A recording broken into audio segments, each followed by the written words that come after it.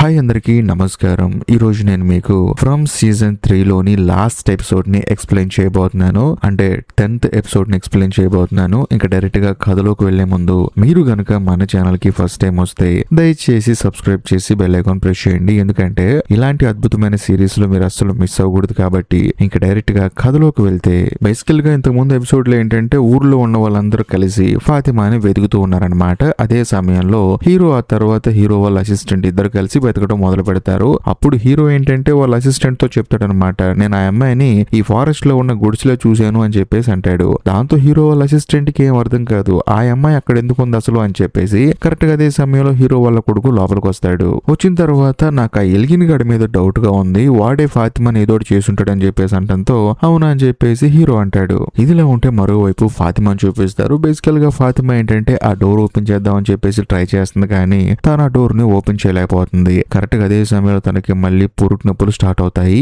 దాంతో తానేంటంటే ఆ నొప్పులు భరించలేక కేకలు వేస్తూ ఉంటుంది. ఇదిలా ఉంటే మరోవైపు హీరో వాళ్ళ కొడుకు ఏంటంటే ఖచ్చితంగా ఎల్గిన్ గాడికి ఏదో విషయం తెలుసు, ఊర్లో ఉన్న ప్రతి ఒక్కళ్ళు ఏంటంటే ఫాతిమాని ఎలాగైనా కనిపెట్టాలని చెప్పేసి ఒక టెన్షన్ తో వెతుకుతుంటే వాడు మాత్రం ఆ అమ్మాయికి ఏం కాదు, నువ్వేం కంగారు పడకన్నట్టు చెప్తున్నాడు, నాకు వాడి మీద డౌట్ ఉందని చెప్పేసి అంటంతో సరే వెళ్ళి వాడిని అడుగుదాం అని చెప్పేసి వీళ్ళు ముగ్గురు అక్కడికి బయలుదేరతారు. ఇదిలా ఉంటే మరోవైపు జిమ్ చూపిస్తారు. జిమ్ ఆ తర్వాత ఇతను అప్పుడే ఇంటికి వస్తారనమాట. అదే సమయంలో ఇంట్లో నుంచి విక్టర్ బయటకు వస్తాడు. నువ్వేంటి ఇక్కడ అని చెప్పేసి అంటంతో మీ ఆవిడ కళ్ళు దొరికి కింద పడిపోయింది, అందుకని తీసుకొచ్చి ఇంట్లో వదిలిపెట్టానని చెప్పేసి అంటాడు. దాంతో జిమ్ కు భయం వేసి పరిగెత్తుకుంటూ లోపలికి వెళ్ళి చూస్తే జెసికా బానే ఉంటుంది, క్యాజువల్ గానే ఉంటుంది. అదే సమయంలో విక్టర్ ఈతన్తో ఏమంటాడంటే నేను మళ్ళీ ఆ తెల్ల బట్టలు వేసుకున్న పిల్లాన్ని చూశాను అని చెప్పేసి అంటాడు.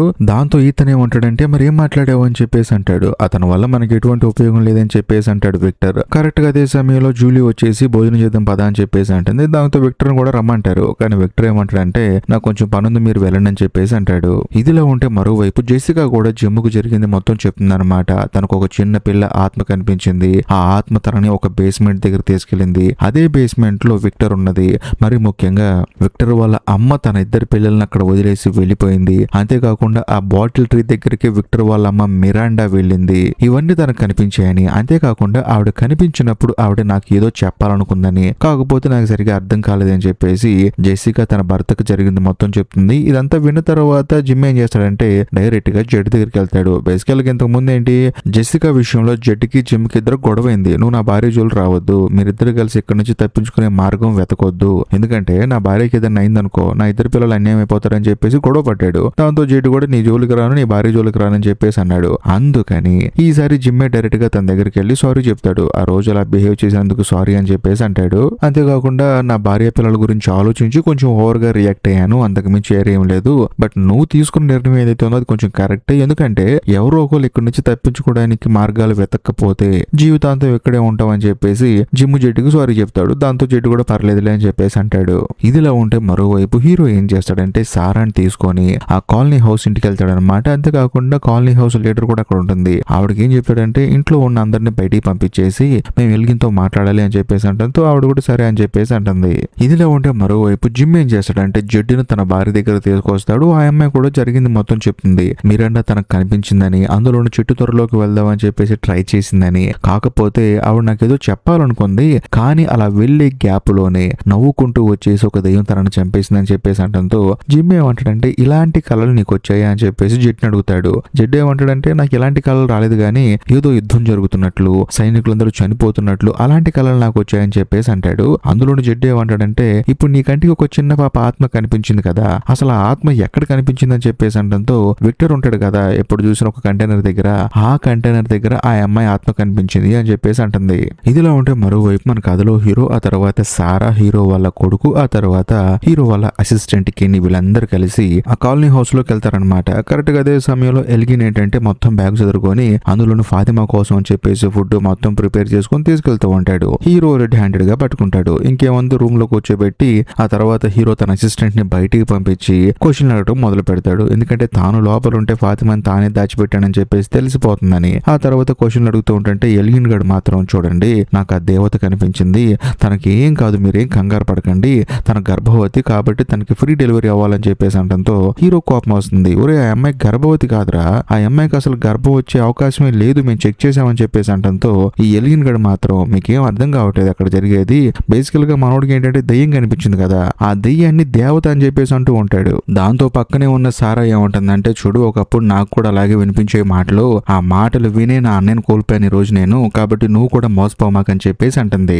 కాకపోతే ఎలిగిన్ ఏమంటాడంటే, మీకేం తెలియదు, ఆ అమ్మాయి ఆల్మోస్ట్ డెలివరీ టైం దగ్గర పడిపోయిందని చెప్పేసి అంటంతో పక్కనే ఉన్న కాలనీ హౌస్ లీడర్ ఏముంటుందంటే, డెలివరీ టైమా, అరే 9 నెలలు పట్టిద్దరు ఒక పిల్లాడు పుట్టాలంటే అని చెప్పేసి అంటంతో, లేదు డెలివరీ టైం కూడా దగ్గర పడిందని చెప్పేసి అంటాడు. దాంతో హీరో వాళ్ళ కొడుక్కి కోపం వచ్చేసి ఎలిగిన్ ని కొట్టపోతాడు. కానీ హీరో మాత్రం, చూడు దయచేసి మేము అడిగిన దానికి ఆన్సర్ చెప్పు, ఫాతిమా ఎక్కడుందో చెప్పు అని చెప్పేసి అంటంతో, నేను చెప్పను అని చెప్పేసి అంటాడు. దాంతో హీరో కూడా కోపం వచ్చేసి టూల్ కిట్ ఎక్కడుందో చెప్పు అని చెప్పేసి అంటాడు. ఎందుకంటే దాంతో ఇప్పుడు ఎలిగిన్ ని టార్చర్ చేయబోతున్నాడు అనమాట. అది సంగతి. ఇదిలా ఉంటే మరోవైపు జెసికా, జిమ్, ఆ తర్వాత జెడ్ వీళ్ళు ముగ్గురు కలిసి ఆ కంటైనర్ దగ్గరికి వెళ్తారనమాట. కాకపోతే జెడ్ కూడా ఆ చిన్నపిల్లలు కనిపించారని చెప్పేసి అంటాడు. అది విన్న తర్వాత జిమ్ షాక్ అయిపోతాడు. అవునా అని చెప్పేసి, అవును నేను గుహలోకి వెళ్ళాను, అక్కడ చిన్నపిల్లలందరూ పడుకొని ఉన్నారు, కాకపోతే వాళ్ళ పైన మాత్రం ఏదో సింబల్ ఉంది, ఆ సింబల్ కి అర్థం తెలియట్లేదు నాకు అని చెప్పేసి అంటంతో పక్కనే ఉన్న జెసికా ఏమంటుందంటే, అది సింబల్ కాదు చెట్టు వేర్లు అని చెప్పేసి అంటంతో జెడ్ షాక్ అయిపోతాడు అనమాట. ఎలా చెప్తున్నావు అని చెప్పేసి అంటంతో, లేదు విక్టర్ నాకు చెప్పాడు చిన్న పిల్లలందరి గురించి, సో దాన్ని బట్టి నేను చెప్పొచ్చేది ఏంటంటే, ఆ పిల్లల నమ్మకమే ఆ చెట్టు వేర్లు, అందులోనూ ఆ చెట్టు వేర్లతోనే చెట్టు క్రియేట్ అయింది, దాన్ని మనం బాటిల్ ట్రీ అంటున్నాం అని చెప్పేసి అంటంతో జెడ్కి మైండ్ బ్లాక్ అయిపోతుంది అనమాట. ఏం మాట్లాడుతున్నావు నువ్వు, ఆ సింబల్ కోసం పిచ్చోడ్లాగా ఇన్ని రోజులు టైం వేస్ట్ చేశాను నేను, సో ఈ విషయం నాకు ఎవరు చెప్పలేదేంటి, అందులోనూ ఆ పిల్లలు మనకి హెల్ప్ చేస్తున్నారని చెప్పేసి మీరు అన్నారు కదా, వాళ్ళు కూడా మనకి చెప్పలేదు, నేను నా టైం మొత్తాన్ని వేస్ట్ చేసుకున్నాను, ఇక్కడ నుంచి బయటపడే మార్గం నాకు కనిపించలేదని చెప్పేసి, ఆ పిల్లలు వచ్చి మనకు మార్గం చూపించేంత వరకు నేను ఇక్కడ నుంచి కదలను అని చెప్పేసి జెడ్ అక్కడే కూర్చుంటాడు. ఇదిలో ఉంటే మరోవైపు మన కథలో హీరోని చూపిస్తారు. హీరో ఏంటంటే టూల్ కిట్ తీసుకొని డైరెక్ట్ గా ఇంట్లోకి వస్తాడు. వచ్చిన తర్వాత ఎలిగిన్ రూమ్ కి వెళ్తున్నప్పుడు హీరో వాళ్ళ అసిస్టెంట్ ఏమంటాడంటే, పాపం కుర్రాడు చాలా మంచోడు, కానీ మీరు వేరే రూట్ లో తనని అడిగి చూడొచ్చు కదా, సమాధానం చెప్తాడేమో, ఈ రూట్ లో వెళ్ళటం కొంచెం ప్రాబ్లం కదా అని చెప్పేసి అంటంతో హీరో ఏమంటాడంటే, లేదు వాడిని చాలా సేపు బతిలాట నేను, వాడు చెప్పట్లేదు, ఫాతిమాకి ఏదో ఒకటి జరిగే లోపే వీడి దగ్గర ఉన్న నిజాన్ని రాబట్టాలి మనం అని చెప్పేసి తన పైకి వెళ్తాడు. ఆ తర్వాత తన గురించి చెప్తాడనమాట, నేను ఒక మిలిటరీ ఆఫీసర్ని, నీ చేత నిజం ఎలా చెప్పించాలో నాకు బాగా తెలుసు అని చెప్పేసి అంటూ ఉంటాడు. కరెక్ట్ గా అదే సమయంలో అక్కడ కెమెరా ఉంది కదా, ఆ కెమెరా ఫోటో తీస్తుంది ఎవరి ప్రమేయం లేకుండా. దాంతో ఎలిగిన్ ఏమంటాడంటే, చూడండి ఇప్పుడు దాకా ఈ కెమెరా నాతో మాట్లాడింది, ఇక మీదట మీతో మాట్లాడుతుందో చూడండి అని చెప్పేసి అంటంతో అందులో వచ్చిన ఫోటోని తీసి చూస్తాడనమాట. హీరో చూసి షాక్ అయిపోతాడు. ఇదిలా ఉంటే మరోవైపు విక్టర్ ఏం చేస్తాడంటే, వాళ్ళ నాన్నని తీసుకొని ఒక కొండ మీదకి వెళ్తాడు. వెళ్ళి చూస్తే అక్కడ ఒక చిన్న రాయి మీద రెయిన్బో డిజైన్ వేసి ఉంటుంది. ఏంట్రా ఇదని చెప్పి అడిగితే, అమ్మ సమాధి ఇదే నాన్న అని చెప్పేసి అంటంతో విక్టర్ వాళ్ళ నాన్నకి మైండ్ బ్లాక్ అయిపోతుంది. ఎందుకంటే తన భార్య సమాధి కనుక, అందులోనూ ఇన్నాళ్ళు తనకు దూరం అయిపోయిన తన భార్య సమాధి ఇదే అని తెలిసిన తర్వాత ఆయన గుండె పగిలేలా ఏడుస్తూ ఉంటాడు. అంతేకాకుండా పక్కనే ఒక చిన్న సమాధి ఉంటుంది అనమాట, చిన్న రాయి. అది చూసిన తర్వాత ఎరా చెల్లి అని చెప్పేసి అంటంతో, లేదు నాన్న నాకు తెలియదు, కాకపోతే అమ్మ పక్కనే ఎవరో ఒక అమ్మాయి చనిపోయి ఉంది, మొహం సరిగా కనిపించట్లేదు, అందుకని చెల్లేమో అని చెప్పేసి ఇక్కడ పూడ్చిపెట్టానని చెప్పేసి అంటంతో ఆయన కూడా చాలా ఎమోషనల్ అయిపోతాడు. అంతేకాకుండా విక్టర్ ఏంటంటే, ఆ రోజు నేను క్రిస్టోఫర్ మాటలు విని ప్రతిదీ అమ్మకి చెప్పాను, అమ్మ ఏంటంటే ఇక్కడున్న వాళ్ళందరూ తప్పిద్దామని చెప్పేసి తన చెట్టు త్వరలోకి వెళ్దామని చెప్పేసి ట్రై చేసింది, ఆ ప్రాసెస్ లో అమ్మ చనిపోయింది, ఏది ఏమైనా సరే నేను చెప్పిన మాటల వల్ల అమ్మ చనిపోయింది, అమ్మ చావుకు నేనే కారణం అని చెప్పేసి బాధపడుతూ ఉంటాడు. కాకపోతే విక్టర్ వాళ్ళ నాన్న వచ్చేసి, ఒరే నువ్వు చిన్న పిల్లాడురా, అందులో అమ్మ ఎక్కడి నుంచి తప్పించుకుందాం ట్రై చేసింది, అనుకోకుండా చనిపోయింది, నీ తప్పు కాదు అమ్మ తప్పు కాదని చెప్పేసి తన కొడుకుని ఓదారుస్తూ ఉంటాడు. ఇదిలా ఉంటే మరోవైపు జెసికా, జిమ్, జెడ్ అని చూపిస్తారు. వీళ్ళు ముగ్గురు ఏంటంటే విక్టర్ ఉండే ఆ కంటైనర్ లోకి వెళ్తారనమాట.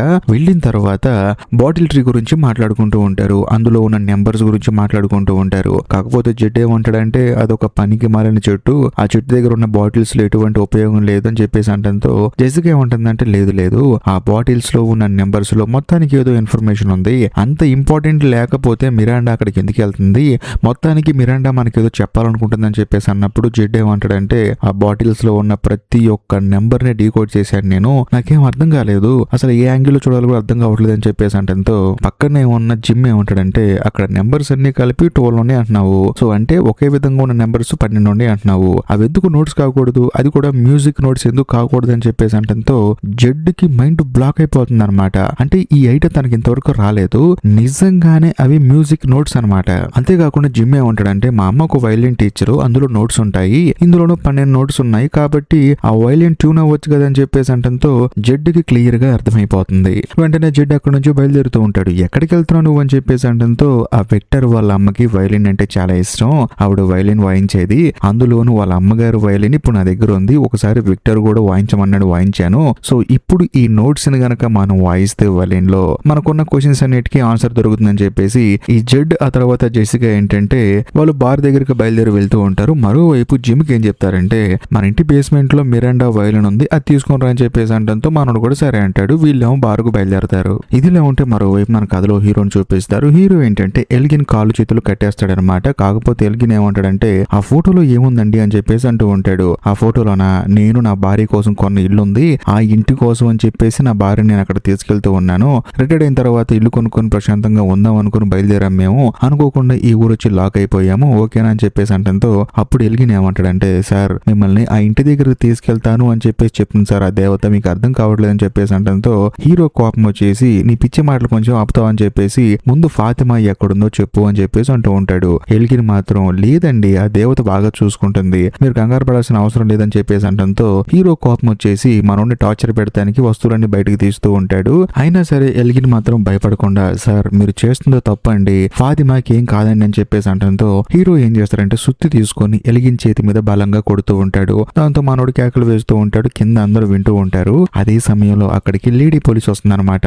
అంతేకాకుండా హీరో దగ్గరికి వెళ్తుంది, ఏం జరుగుతుంది ఇక్కడ అని చెప్పేసి అంటంతో హీరో కోపం వచ్చేసి నువ్వు కిందకి రా జరిగింది మొత్తం చెప్తా అని చెప్పేసి ఆవిడ్ని కిందకి తీసుకొని వస్తాడు. ఇదిలా ఉంటే మరోవైపు బారులో ఉన్న జెడ్ని ఆ తర్వాత జెసికాని చూపిస్తారు. వాళ్ళు ఏంటంటే ఆ బాటిల్స్ లోంచి తీసిన ప్రతి ఒక్క నెంబర్ ని చూస్తూ ఉంటారు, ఎందుకంటే మ్యూజిక్ వాయించడానికి. అదే సమయంలో జిమ్ ఏం చేస్తాడంటే వయలిన్ తీసుకొని వస్తాడనమాట. నాకు ఇవ్వు నేను వాయిస్తా అని చెప్పేసి జెడ్ అంటాడు. కాకపోతే జిమ్ ఏమంటాడంటే ఎందుకైనా మంచిది కొంచెం ఆలోచించు, ఎందుకంటే ఇంతకు ముందు మ్యూజిక్ బాక్స్ మోగటం వల్లే చాలా మంది ఇబ్బంది పడ్డారు, అంటే ఫాతిమా అవ్వచ్చు, జూలీ అవ్వచ్చు, ర్యాండల్ అవ్వచ్చు, వీళ్ళు ముగ్గురు చాలా ఇబ్బంది పడ్డారు కదా.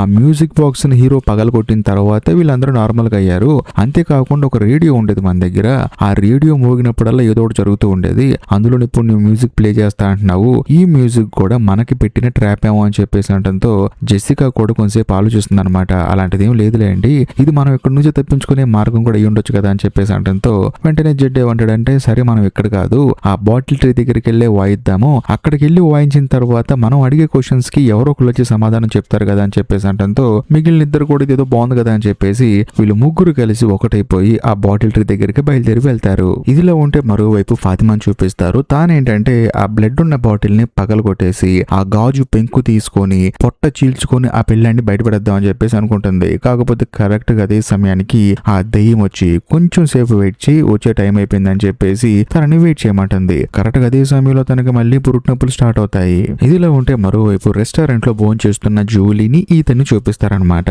జూలీ ఏంటంటే వాళ్ళ తమ్ముడు ఈతనికి జరిగింది మొత్తం చెప్తుంది. అదేంటంటే ఇప్పుడు నేను ఆ కూలిపోయిన కోట లాంటి ప్రదేశానికి వెళితే నేను ఒక గుహ లోపలికి వెళ్తున్నాను, వెళ్ళిన తర్వాత లోపల నేను, ర్యాండల్, ఆ తర్వాత మేరీ మేము ముగ్గురు సంఖ్యలతో బంధించబడ్డాము, అంతేకాకుండా మేము ఒక కోమా లాంటి స్టేజ్ లోకి వెళ్ళిపోయాము. కానీ నేను అక్కడికి వెళ్ళటం వల్ల నాకు తెలిసిన విషయాలు ఏంటంటే నేను వేరే టైం లైన్ లోకి వెళ్తున్నాను, అంటే ఇప్పుడు హీరోని కాపాడాను నేను లోపల దాడేసి, అందులోను అమ్మ ఆ తర్వాత విక్టర్ వాళ్ళిద్దరేంటి వైర్ ఎండింగ్ కనుక్కుందాం అని చెప్పేసి గుంట తీసుకుంటూ లోపలికి వెళ్ళింది కదమ్మా, ఆ టైం లైన్ లో కూడా నేను వెళ్ళొచ్చాను. సో నాకు అర్థమయ్యేది ఏంటంటే జరగబోయేదాన్ని నేను చూస్తాను, జరిగిన దాన్ని కూడా మళ్ళీ చూస్తాను. అలాంటప్పుడు నేను అక్కడికి వెళ్ళి మళ్ళీ ఆ గుహలోకి వెళ్ళి ఫ్యూచర్ లో ఏం జరుగుతుందో కనిపెట్టొచ్చు కదా నేను, అంతేకాకుండా చనిపోయిన మన థామస్ ను కూడా బతికించొచ్చు కదా, ఇక్కడున్న వాళ్ళందరూ తప్పించొచ్చు కదా, ఆ అవకాశం నాకుంది, కాబట్టి ఆ ప్లేస్ కి వెళ్తే నేను ఏమైనా చేయొచ్చు అని చెప్పేసి అంటంతో అప్పుడు ఈతను ఏమంటాడంటే లేదు నువ్వు టైం లైన్ లో ఉన్న ఈవెంట్స్ ని మాత్రమే చూడగలుగుతున్నావు,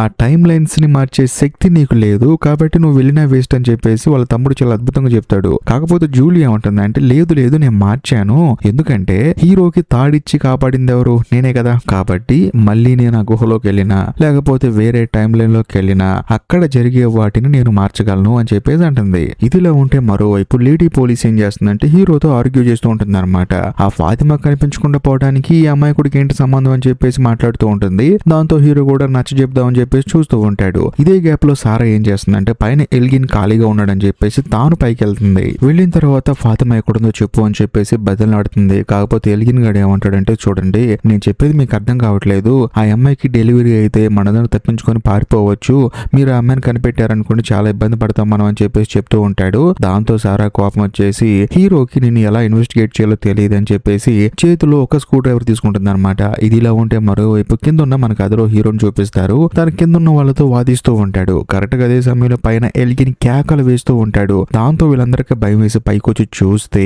సారా ఏంటంటే ఆ ఎలిగిన్ గడి కంట్లో స్క్రూ డ్రైవర్ దింపేసింది. అందుకని వాడు కేకలు వేస్తూ ఉన్నాడు. అంతేకాకుండా సారా ఏముంటుందంటే ఫాతిమా ఎక్కడో నాకు తెలిసిపోయింది, వాడు నిజం చెప్పాడు, మనం కూరగాయలు దాచిపెట్టే బేస్మెంట్ లో ఉందని చెప్పేసి అంటంతో అందరూ అక్కడికి పరిగెడతారు. ఇదిలా ఉంటే మరోవైపు జిమ్ ఆ తర్వాత జెసికా జెడ్డును చూపిస్తారు. వీళ్ళు ముగ్గురు ఏంటంటే బాటిల్ ట్రీ దగ్గరకు వస్తారు. వచ్చిన తర్వాత జెడ్ ఏం చేస్తాడంటే వయలిన్ వాయిస్తూ ఉంటాడు. ఆ దెయ్యాలు వాళ్ళ దగ్గరకు వస్తాయి అని చెప్పేసి కట్ చేస్తే మరోవైపు ఫాతిమాకి ఏంటంటే పురుటి నొప్పులు వస్తాయి అనమాట. ఆ సమయంలో ఆ దెయ్యమే దగ్గరుండి ఫాతిమాకి హెల్ప్ చేస్తూ ఉంటుంది. కరెక్ట్ గా అదే సమయంలో ఫాతిమా డోర్ తీయాలని చెప్పేసి ట్రై చేసింది కదా, ఆ డోర్ ఆటోమేటిక్ గా తెరుచుకుంటూ ఉంటుంది. ఇదిలో ఉంటే మరోవైపు హీరో ఆ తర్వాత హీరో వాళ్ళ కొడుకు, హీరో వాళ్ళ అసిస్టెంట్ వాళ్ళందరూ ఆ బేస్మెంట్ లోకి వస్తారు. వచ్చిన తర్వాత ఫాతిమాని చూస్తారు. కాకపోతే వీళ్ళు వచ్చే గ్యాప్ లోనే ఆ దెయ్యం ఫాతిమాకు పుట్టిన పిల్లాన్ని తీసుకొని కింద బేస్మెంట్ లోకి వెళ్ళిపోతుంది అనమాట. అంటే డోర్ ఓపెన్ అయింది కదా, అక్కడ నుంచి లోపలికి వెళ్ళిపోతుంది. దాంతో వీళ్ళందరూ వచ్చేసి అడుగుతారు ఏమైందని చెప్పి అడిగితే నాకు డెలివరీ అయింది, నా బేబీని ఆ దెయ్యం తీసుకెళ్లిపోయిందని చెప్పేసి అంటంతో హీరో ఏమంటాడంటే మీరందరూ ఇక్కడ నుంచి వెళ్ళిపోండి, ఈ బేస్మెంట్ లోకి నేను వెళ్ళిపోతానని చెప్పేసి అంటాడు. కాకపోతే హీరో వాళ్ళ అసిస్టెంట్ వద్దని చెప్పి అంటాడు. లేదు లేదు నేను వెళ్లాల్సిందే అని చెప్పేసి ఒక లైట్ తీసుకుని తను లోపలికి వెళ్తాడు. ఇదిలా ఉంటే మరోవైపు జెడ్ ఏంటంటే వయలిన్ వాయిస్తూనే ఉంటాడు. కరెక్ట్ గా అదే సమయంలో చిన్న పిల్లల ఆత్మలు బయటకు వస్తాయి అనమాట. ఆ ఆత్మలు జెసికాకి ఆ తర్వాత జెడ్ కనిపిస్తాయే తప్ప అక్కడే ఉన్న జిమ్ కు మాత్రం కనిపించవు. దాంతో జెసికా ఏమంటుందంటే నువ్వు వయలిన్ ఆపకుండా వాయిస్తూనే ఉండని చెప్పేసి అంటుంది. జెడ్ కూడా వాయిస్తూనే ఉంటాడు. ఇదిలా ఉంటే మరోవైపు ఫాతిమా ఏంటంటే హీరో వాళ్ళ కొడుక్కి జరిగింది మొత్తం చెప్తుందన్నమాట. అసలు ఈ ఊర్లో దెయ్యాలు ఎలా పుట్టాయి అదంతా నేను తెలుసుకున్నాను. ఇంతకు ముందు ఈ ఊర్లో ఉన్న వాళ్ళు వాళ్ళ పిల్లల్ని త్యాగం చేయటం వల్లే వీళ్ళు చావు లేకుండా దెయ్యాలై తిరుగుతున్నారు అని చెప్పేసి అంటుంది. అంతేకాకుండా వాళ్ళు వాళ్ళ పిల్లల్ని త్యాగం చేయడానికి కారణం ఏంటంటే ఒక్కసారి త్యాగం చేస్తే ఇంకా వాళ్ళకి చావు అనేది ఉండదు, ఇదే ఊర్లో తిరుగుతూనే ఉంటారు, అందుకని త్యాగం చేశారని చెప్పేసి అంటుంది. ఇదిలా ఉంటే మరోవైపు బేస్మెంట్ లో ఉన్న మన కథలో హీరోని చూపిస్తారు. హీరో ఏంటంటే లోపలికి వెళ్ళి చూస్తే ఆ దెయ్యాలన్నీ రౌండ్ గా నుంచుంటాయి. అంతేకాకుండా ఫాతిమాకి పుట్టిన ఆ బేబీని తీసుకెళ్లి మధ్యలో పెడితే వాడేంటంటే అప్పుడప్పుడే పెరిగి పెద్దోడైపోతాడు, ఒక దెయ్యంలా మారి తిరుగుతూ ఉంటాడు. అదంతా చూసిన తర్వాత హీరోకి మైండ్ బ్లాక్ అయిపోతుంది. అందులోనూ ఆ దెయ్యం ఏదో కాదు, సీజన్ 2 లో హీరో ఒక దెయ్యాన్ని చంపేశాడు కదా, వాడే మళ్ళీ పుట్టాడనమాట. హీరోకి అప్పుడే అర్థం అవుతుంది ఈ ఊరిలో ఉన్న దెయ్యాలకి చావు అనేది ఉండదు అని చెప్పేసి. ఎందుకంటే ఇంతకు ముందు ఫాతిమా కూడా చెప్పింది కదా పైన, ఇక్కడ ఒక్కసారి వాళ్ళని వాళ్ళు త్యాగం చేసుకుంటే వీళ్ళకి అసలు చావే ఉండదని చెప్పేసి, అది ఇక్కడ చూపిస్తారు. కట్ చేస్తే మరోవైపు జెసికాని చూపిస్తారు. వెనకాల జెడ్ వయలిన్ వాయిస్తూ ఉంటుంటే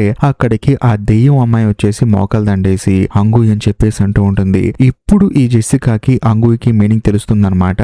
దాని మీనింగ్ ఏంటంటే గుర్తు తెచ్చుకో అని చెప్పేసి. ఈ విషయం జెసికా గుర్తొచ్చిన తర్వాత తనకేం అర్థం కాదనమాట. తనకేదో విషయం గుర్తొచ్చేసి అక్కడ నుంచి వెళ్ళిపోతూ ఉంటుంది. అందులోని జిమ్కి ఏం అర్థం కాదు ఎందుకు వెళ్ళిపోతుంది తన భార్య అని చెప్పేసి. జెడ్ మాత్రం ఈ మ్యూజిక్ మామూలు మ్యూజిక్ కాదు, పిల్లలందరి కోసం వాయించే మ్యూజిక్ అని చెప్పేసి వాయిస్తూనే ఉంటాడు. జిమ్ మాత్రం జెసికా నాపి ఏం జరిగిందో చెప్పని చెప్పంటాడు. దాంతో జెసికా ఏం చేస్తుందంటే ఒక మెంటల్ ఎక్కించే ట్విస్ట్ ని రివీల్ చేస్తుంది. అదేంటంటే ఇక్కడికి వచ్చిన తర్వాత నాకు జెడ్డుకు మాత్రమే ఆ చనిపోయిన పిల్లలు ఎందుకు కనిపిస్తున్నారు తెలుసా, ఇప్పుడే నాకు అర్థమైంది. అందులోనూ మిరాండా నాకు ఎందుకు కనిపించిందో తెలుసా, అది కూడా నాకు ఇప్పుడు అర్థమైంది అని చెప్పేసి జెసికా ఒక ట్విస్ట్ రివీల్ చేస్తుంది. అదేంటంటే నేనే ఆ మిరాండా, అందులోని జెడ్ ఎవరో కాదు ఆ క్రిస్టోఫర్ అని చెప్పేసి అంటంతో జిమ్ కి మైండ్ బ్లాక్ అయిపోతుంది అనమాట.